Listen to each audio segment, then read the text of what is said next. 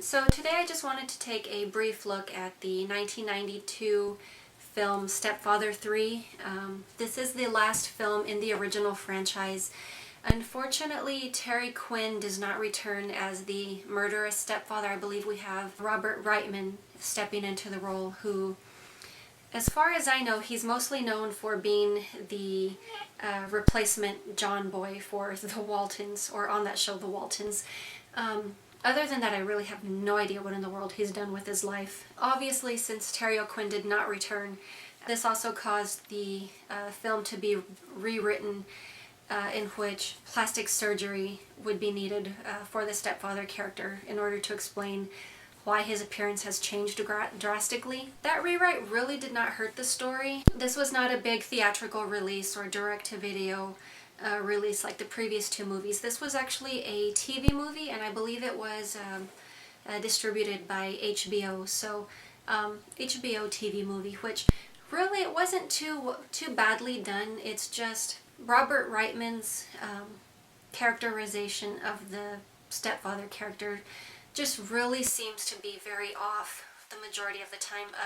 Terry O'Quinn did very well at doing the whole cheesy, square, handball type character playing, but Robert Reitman just cannot carry the character at all. He just seems very canned dialogue, stiff acting. It does not help that the dialogue itself in the film is not that great, but the delivery by all of the actors is pretty yucko. We also have Priscilla Barnes playing the single mother this time, which I guess most of you would remember as her being Susan Sarandon's replacement from Three's Company. So it looks like we have a lot of replacement actors on this one. Priscilla, her acting also doesn't seem to be too great in this film, and you know, all in all, I pretty much do consider her a good actress. I just think this was a very badly produced and badly written movie. There really isn't too much gore in this one, not like there was in the first two, and when we do have scenes of gore, it's just so ridiculous, over the top, it's hard not to laugh at it. There's one scene in which the stepfather character, this time his name is Keith, there's a scene where Keith is beating someone to death with a shovel, and we have a close-up of him hitting the guy's shin, and it just looks like he broke the bone. To my knowledge, a shovel can't really do that. I mean, unless, you know, that shovel was the weight of a pickaxe or a sledgehammer or something, but yeah, not too believable for me. Once he has the guy on the ground, we have sort of a worm's eye view shot, just kind of like Robert Rodriguez type stuff, where we're looking up at Keith, and just the ridiculous amount of blood splatter that comes up every time Keith strikes the guy. We have just like gobs of blood squirting all over his shirt, going over his shoulder. I don't think shovels are really that sharp.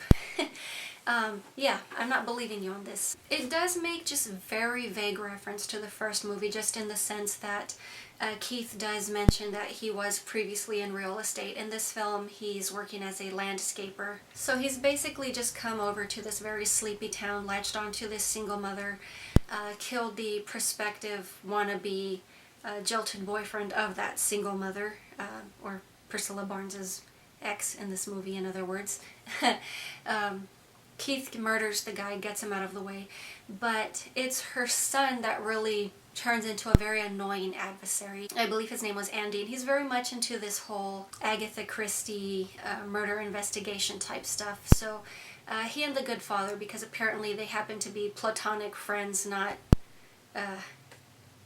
like preacher in the closet type friends, but they actually happen to be friends, and he happens to get the preacher man dragged into all of this investigation with trying to prove that Keith was a family murderer. Obviously, most people do not want to believe him, and they gradually drop off. In this film, there's also a scene in which Andy goes off for I think for a month or so. He goes off to spend some time with his biological father, and Keith is just having a heart attack. The family's broken. It has to be a family, and Priscilla Barnes's character is basically a eunuch. She can't have children.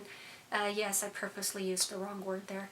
So he moves on to the next single gal, and that's where things become a bit soap opera-y. The two women just kind of do learn about each other, and then we have the big bloody mess at the end of the film. This film pretty much just was the end of the Stepfather franchise, because there was a Fargo type scene going on in there, and I'm not going to spoil anything else, but yeah, pretty boring movie. Not really much in the way of gore, acting, dialogue. The lighting was decent, but that's pretty much about it.